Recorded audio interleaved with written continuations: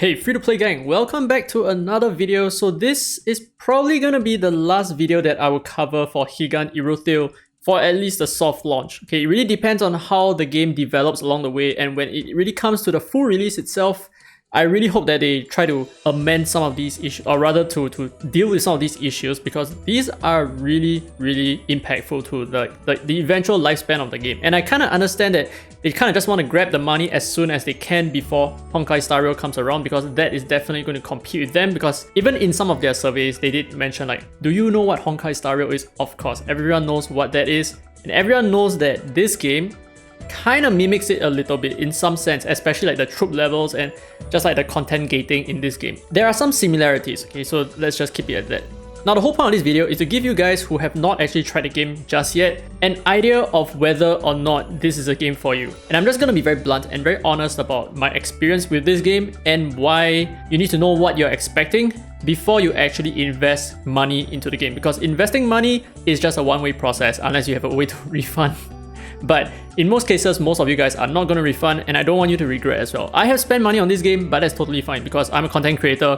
I have another channel that is funneling money to feeding my gacha addiction, so this is perfectly fine for me. Anyway, number one, there is a major issue, which is the Eitr or the stamina issue. So as you can see here, I have 130 Eitr stored up, and this was stored up over a very long period of time. So one stamina or one Eitr, I'm just going to call it stamina from now on, one stamina takes 6 minutes to recover. 6. Which means that for you to fully recover 130, that's gonna take you 13 hours. So basically 10 of these stamina is like 1 hour basically, right? So you might be thinking, okay, that's fine, you know, I'll just come back every 13 hours, that's fine, right? But you need to understand what the stamina consumption in this game looks like. So let's take a look at some of the content that we need to do every single day. So like for example, let's take a look at this character that I have yet to ascend, right? So Euphoria here, I need to ascend her to make her to break her past the current level cap so that she can level up to level 70. And by doing so, I will need 24 of these sextuple pyro stones. So 24 of it, alright? 24 of it, and I'm already halfway through it. So how expensive is it to farm 24 of this particular item? So we go over to the Elemental Rhapsody and we go to Fire Dance. And what you notice is that because I'm gated by the power over here, this is what I need to accomplish. And this only drops 2 pieces, which means I need to do this 12 times. And each time costs me 25 stamina, which takes 2.5 hours just to recover.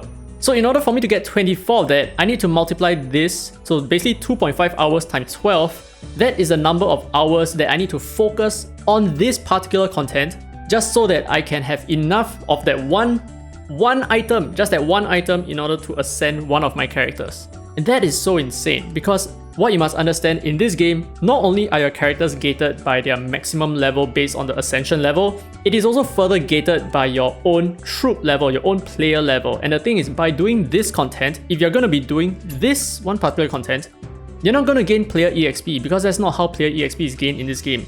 You gain player EXP by doing your dailies, by clearing new content that you have not actually done. So by investing about more than a day worth of grinding on this, you're actually not able to use that stamina to further level up your account, which means your account will be stuck at a certain level for the entire day. And then you need to multiply that by the number of characters that you want to build afterwards. So in this game, stamina is a major issue. I can't imagine waiting 2.5 hours just to do this one time, just so that I can get 2 out of 24 of this material that is needed. And of course, this is not all that. This is just one material, right? There are so many materials to collect in this game. So for example, that is just an Elemental Rhapsody for like just one character. There is also the Arc Task, which gives you gold rewards, which gives you Diorama, which is EXP, which that you need to level up your characters. And there's also the Purge Anomaly, which you need to, I think, level up your skills, right? Yeah, so I think these are meant for leveling up your skills, as you can see over here. So you need to collect a lot of different resources that is going to consume a lot of stamina. And if you're not a spender, you can forget about mini-maxing and all that, because it's gonna be extremely impossible for you to get the currency that you need, or at least get the materials that you need, right? So there's just so much in this game for you to grind that it's really mind-boggling that they gate everything behind such a poor stamina system. And of course, if you take a look at the event, this is even worse. Alright, so if you take a look at what this costs, for example, right? Every 10 Wings of Ashes is gonna cost you 1 stamina. So basically, if you want to collect 1,000 of this, it's going to cost you 100 stamina or 10 hours worth of just focusing your stamina into this content. And remember what I said about this content not being able to give you player EXP? This is going to be the same as well, even in the event as well. So if you're going to be doing the event, you're going to be putting your account on hold, and that is a major flaw in the system. And if you take a look at the gacha shop in the event, which is something that I think most players should try to strive for, what you notice is that there are 60 attempts for you to draw from this box, and every time you draw, it's going to cost you 100 feathers, which means it's like 1 hour, right? You spend 1 hour just to get one item. That's about it. But there are 6 different boxes, which means there are 360 different attempts, which requires you 360 hours. And 360 hours is more than 10 days. In how many days is that actually? Let me just calculate. It's gonna cost you 15 full days of grinding, which will not further your progress in your account at all. Not at all. Just so that you can finish the gacha shop and you can get like the time limited item, which is basically like this bubblegum chorus for your screamer, right? It's just a skin. So I spent too much time talking about this, but yeah, this is the first point. The stamina system in this game is really quite bad.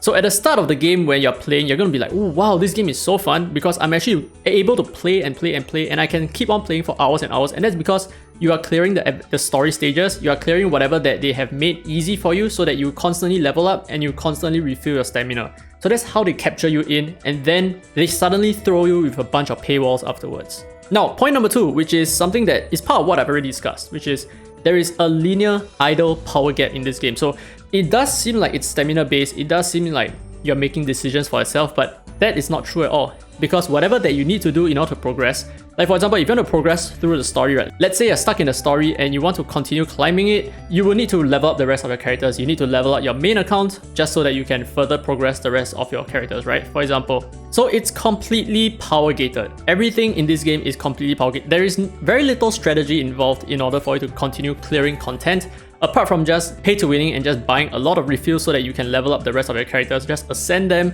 push them further onwards. So like I said, if you're stuck in a certain content, unfortunately, all that you have left to do is to go to Outland and just rinse and repeat all of these content that takes forever to grind, and yet at the same time, it doesn't level up your main account. So that's the main important thing. So if your heart's stuck in the story right now, unfortunately, all you have left to do is to just do the very boring content. Like the stuff that you have to wait hours just to do it once. And you can only rely on your daily quest to eventually level up your account. And now point number 3, okay, so characters in this game, they look really nice, but at the same time, they are not very diverse. So for example, if you take a look at like healers in general, they are all relatively the same. They are all doing the same stuff. They are not very unique. So the characters, they look different, but in terms of like their skill kits and everything, they're just a slight variation from each other. And like, for example, their basic attacks, they don't ever do anything. Their passive, they kind of always do the same stuff. And their actives as well, they are not super interesting. So in terms of like characters, I feel like your R characters and your SSR characters, they are going to be pretty much the same.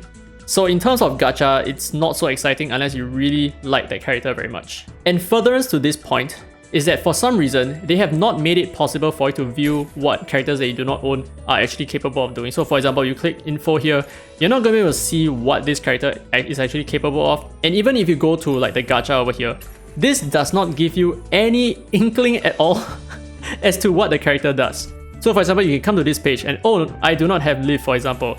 You can't even see what they do. So essentially, they have gated every single character behind uncertainty. So if you're going to pull for this character, you're not even going to know what's coming up. You need to wait for someone to pull, you need to wait for someone to actually describe what the character's skill set looks like and all that, which I'm not sure why this is the case, but I'm pretty sure, okay, if they have any decent competent team, they are going to change this and they're going to make it a little bit more visible for all players, right? All players, you can see exactly what each of these characters do and what their stats look like at the end game as well. I think that's so important. So you need to know exactly what you're buying. You need to know exactly what you're gambling for. If not, then what's the point, right? And now point number 4, which is also very similar to point number 3, I mean, in some sense, okay, so we're going to be talking a little bit about the wish, or rather the gacha itself. So in this game, the rates are decent. It's 2%, right? And your banner character is actually 1%, which is not bad. So you have a 50% chance of getting the banner Esper with decent rates. I think 2% is quite fine right now. But the problem with this is that the amount of summoning currency that the game actually gives you, I'm not sure whether it's because of the soft launch, but the soft launch itself is actually a launch. So this is actually global in a sense, but rather regional based. But this is whatever that we should expect. And the thing is, the summoning currency that they provide free to play to players is very, very minuscule. It's negligible. The only places where I'm able to obtain these summoning currencies, like these summoning tickets and all that, right? Like I have 14, I'm sitting on 14 right now. Where is it? Yeah, I'm sitting on 14 over here, and just a bunch of other crystals. This all came from like maintenance patches or like hot fixes, or just doing the events or doing the story itself. These are all limited items. They are not going to come by very frequently. So this game tends to give you a lot of like early exposure to freebies, but then it kind of falls off very sharply afterwards. So this is something that I noticed in this game. So that'll be point number 4, where I feel like the gacha itself has a lot to be worked on.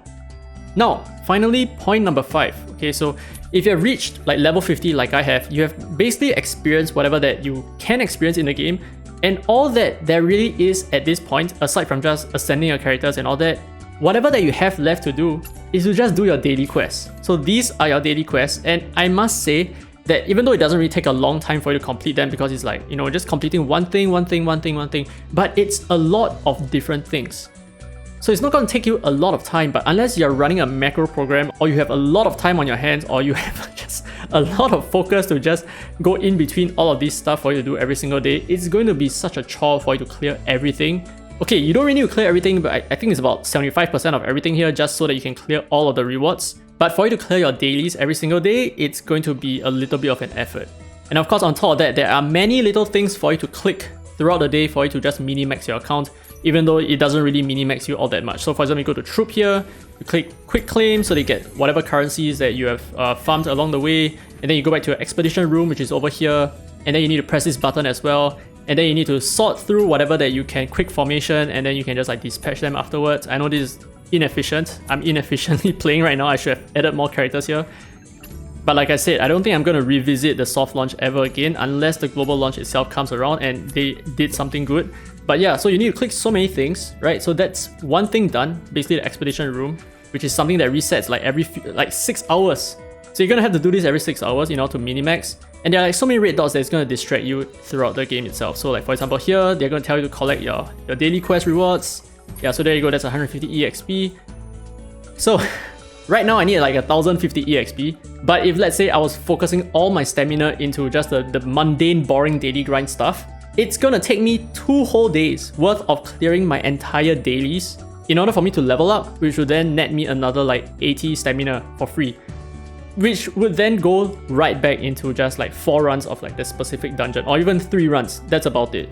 So in terms of like, I know this is really disappointing. My experience with the game thus far has not been great. It started off really well, so like I said, they made the early game look super enticing, super fun, super enjoyable. There's like a lot of things to do, the story is great, the animations are good, the characters are well designed, the plot is... Actually, the plot is not good.